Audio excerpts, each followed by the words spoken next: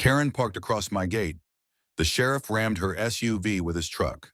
You never really believe someone would park across your gate and walk away like it means nothing? But then again, you've probably never met Karen. I had, too many times. Enough to know when she parked that snow-white Escalade across the entrance to my ranch that it wasn't an accident. It was a message. And that message was, I'm in charge. Too bad the sheriff didn't get the memo. Because 5 minutes later, he rammed that SUV like it owed him back taxes. And I watched the whole thing from the porch. Let me back up. I'm Tyler Jameson, 46, rancher, veteran, and full-time peace and quiet enthusiast.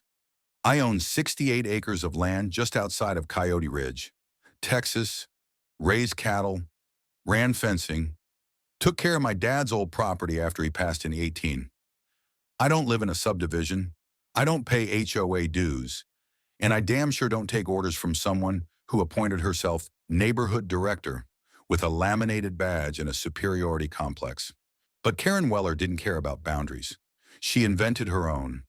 It started when she moved into the faux ranch development next door 10-acre plots with $500,000 houses, wraparound porches, and folks who liked the idea of country living more than the work. Karen came in like a storm. She created the Friends of Frontier Acres Committee the first week she moved in, printed newsletters, held meetings, elected herself chairwoman. Not a single signature from a neighbor.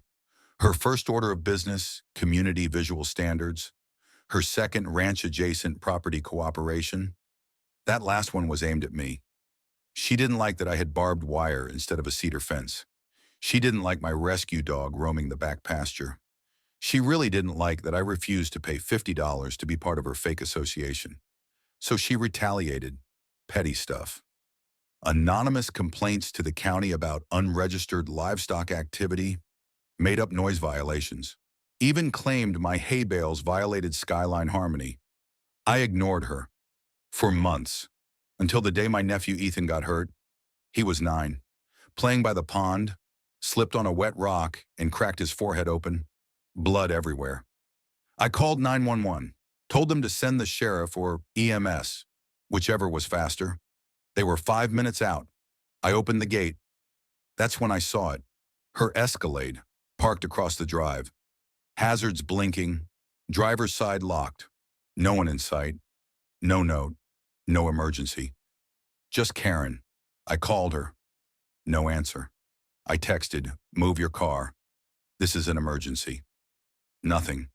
Then I heard the siren. Sheriff Briggs's black F-250 roared around the bend. Tires kicking up gravel. He saw the gate. Saw me waving. Saw the SUV blocking every inch of clearance. He didn't even brake hard. Just dropped a gear and pushed forward. The Escalade crumpled on impact steel and fiberglass folding like tinfoil. Tail lights shattered. The gate swung wide. And the sheriff rolled through like he was busting down the gates of hell. Ethan got the help he needed. 20 stitches. No permanent damage. But Karen. She showed up 2 hours later, screeching about damage and how she was going to sue the county. Me, the sheriff, and maybe the state of Texas, too. Briggs just handed her a citation. Blocking emergency access, criminal obstruction, reckless endangerment. She turned red, started screaming about community rights and overreach. I took a photo, posted it, captioned it. You park like you own the world, but the world's got other plans. It went viral. And what came next made the crushed SUV look like the least of her problems. The photo didn't just go viral, it detonated. By the time I woke up the next morning, the video of the sheriff ramming her SUV had already racked up over 600,000 views. Karen's name was trending on Facebook in 3 counties. And my inbox full of people who had stories. Turns out, I wasn't the only one Karen tried to bully. Lena, a sweet widow down the road, told me Karen once tried to fine her for putting a wind chime on her porch. Said it violated audio harmony policies. Todd, the guy who ran a small farm stand by the highway, said she demanded he take down his sign because it was commercial clutter. She'd even tried to slap a community preservation fee on a young couple who threw a birthday party for their kid and had too many cars parked out front. None of these fines were legal. None of them were enforceable. But Karen printed them on letterhead with an official-looking seal and signature. Weller Compliance Authority, bringing decency back to the frontier. I nearly choked when I read it. The more people came forward, the clearer it got. Karen wasn't just a nuisance. She was running a fraud. I brought all the stories, screenshots, and documents to Sheriff Briggs. He stared at the pile and said, "We got ourselves a whole fake government out here." Then he called the county attorney. Within days, Karen was being investigated for impersonating a public official, issuing fraudulent citations, and unlawfully collecting money from over a dozen residents. It was only then we realized how deep her reach went. She'd used her authority to scare people into handing over hundreds of dollars at a time, claimed it was for community maintenance or decorum stabilization. One poor family had paid her over $1,000 across 3 years, thinking they were doing the right thing. The county issued a cease and desist. Karen was served, and that's when she cracked. She went full meltdown mode, posted long Facebook rants about being targeted by rural radicals, claimed she was being persecuted for enforcing standards. But no one was buying it anymore. Not after the SUV, not after the stories, and certainly not after the charges started stacking up. By the end of the week, Karen's story was on the evening news, local outlets, then regional ones, and then it hit the national circuit. Fake HOA queen faces felony charges after blocking emergency access. She tried to fight back with a statement, released a video on her Old Frontier Acres Civic Network YouTube channel. "I have always acted with the best interest of community order in mind," she said. "What we're seeing now is a coordinated smear campaign led by individuals who resent accountability." It got ratioed in under an hour. The comments were brutal. "Lady, you blocked an ambulance. This ain't accountability, it's ego. You ran a HOA like it was North Korea." Within 24 hours, the video was taken down. The county prosecutor filed 6 charges: impersonating a public official, fraudulent collection of fees, obstruction of emergency services, criminal mischief, harassment, coercion. Through false authority, Karen was arraigned. Her attorney tried to get her released on her own recognizance. The judge, God bless him, shook his head and said, "You used fear as leverage. You endangered lives. Bail is set at $25,000. Karen posted it that afternoon, but the damage was done. The court date was set, and while that played out, the town came together like I'd never seen. People brought forward every fake citation, every screenshot, every Venmo receipt. Turns out she'd pulled nearly $20,000 out of her neighbors over 4 years. Lena, the widow with the wind chimes, gave a statement to the local paper. "I didn't even want to fight. I thought maybe I'd just let it go. But seeing her arrested gave me something back my voice."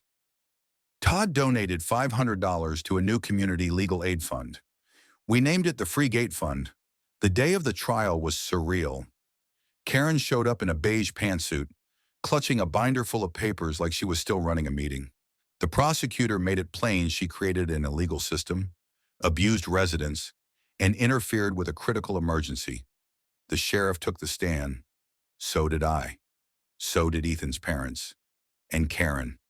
She cried, claimed she didn't understand how serious it was, claimed she thought community standards gave her leeway. The jury didn't buy it. They found her guilty on 4 charges. She got 2 years probation, restitution, mandatory community service, and an order to write an official apology letter to every single resident she ever fined. It was printed in the newspaper. Typed, not handwritten. But still, there it was.